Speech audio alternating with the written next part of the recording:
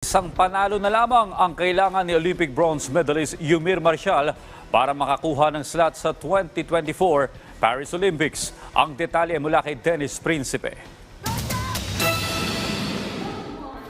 Nasisilayan na ni Yumir Felix Marcial ang slot sa 2024 Paris Olympics. Sa boxing event ng 19th Asian Games kagabi, tulog kay Marcial si Wirapon Jongjohon ng Thailand sa second round ng kanilang 80 kg men's competition face-off.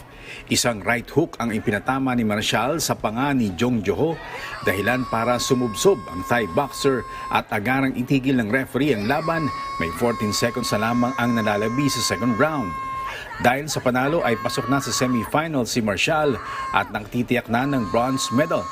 Posible pang mas kuminang ang kulay ng medalya ni Marcial kung mananalo siya sa kanyang semifinal opponent na si Ahmad Gussun ng Syria. Maghaharap sina Marcial at Gussun sa Miyerkules kung saan ang mananalo ay papasok sa finals at makakakuha ng automatic slot sa 2024 Paris Olympics. Samantala, patuloy ang pag-angat ng karyer ng batang BMX rider Patrick Koo. Kahapon ay nag-uwi ng bronze medal ang 21-year-old US-based rider sa BMX men's competition na ginanap sa BMX course ng Chunan Jinshu Sports Center. Pinagharian ni Azuma Nakai ng Japan ang naturang event sa oras na 37.54 seconds. Sa silver medal si Komet Suprasert ng Thailand sa kanyang oras na 38.47 seconds, habang pangatlo si Koo na may 39.07 seconds. Ang 2021 Asian Junior BMX champion na si Koo ay nag-aasam din na makakarera sa Paris Olympics.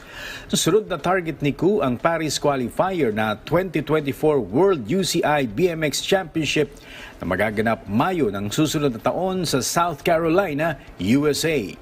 Sa basketball, nakalasap ng unang talo ang Gilas women's team nang yumukod ito sa 9th-ranked Japan.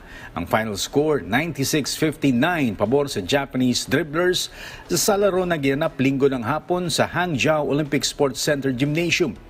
Hindi napigilan ng Gilas ang opensa ng Japan na sumandal sa 4 na players na umiscore ng double figures sa pangunguna ng 26 points ni shooting guard Aika Hirashita.